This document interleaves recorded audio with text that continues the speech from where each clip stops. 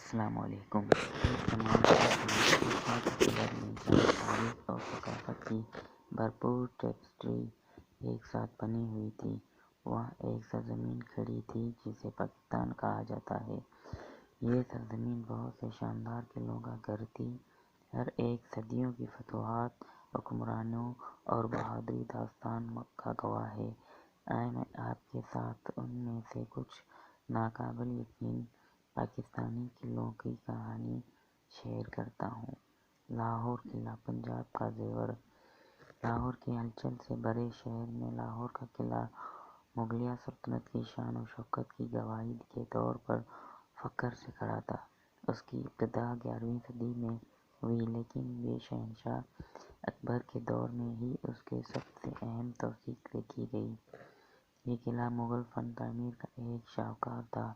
اس کے شاندار شیش محل، آئینوں کا محل اور دیوان کا خاص نجیم سامعین کا حال کنودیتوں نے اس کی دیواروں کے اندر خفیہ زیر زمین راستوں اور چھپے خزانوں کے بارے میں سرگوشی کی۔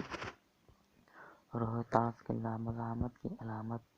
صوبہ پنجاب کے دل کی گہرائیوں میں قلعہ روہتاس انحراف کی علامت کے طور پر کھڑا تھا۔ 16ویں صدی میں افغان بادشاہ شیر شاہ سوری نے تعمیر کیا تھا۔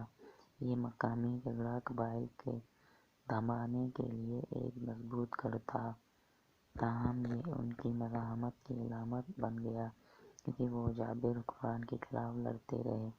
قلعے کی موٹی دیواریں، چوکیدار کی مینار اور خوفناک دروازے اس کی غیر منزل طاقت کا اظہار کرتے تھے۔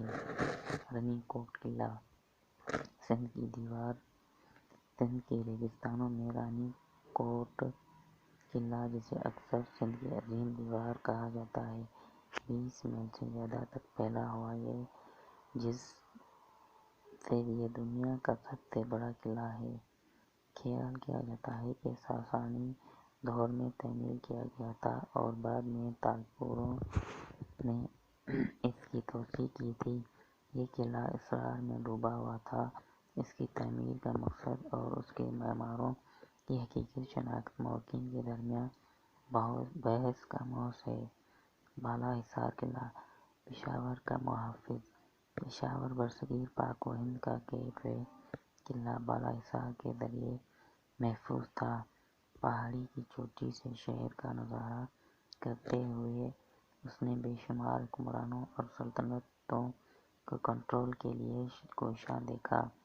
فارسیوں سے لے کر مغلوں اور انگریزوں تک یہ جنوبی ایشیا کی تاریخ کا ایک اہم اسٹریٹجک نقطہ رہا۔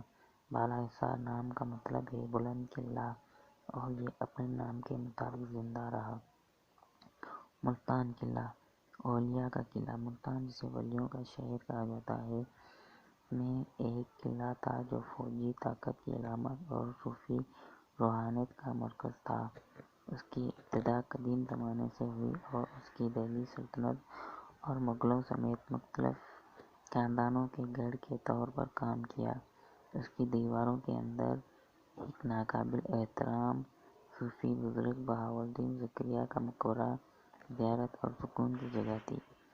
زمین پر بکھرے یہ پاکستانی قلعے محض پتھر اور مارٹر نہیں تھے، بلکہ خطے کی تاریخ کے لچک اور شان و شوکت کے زندہ ثبوت تھے۔ ہر ایک نے فتوحات، مزاحمت، ثقافتی امتزاج اور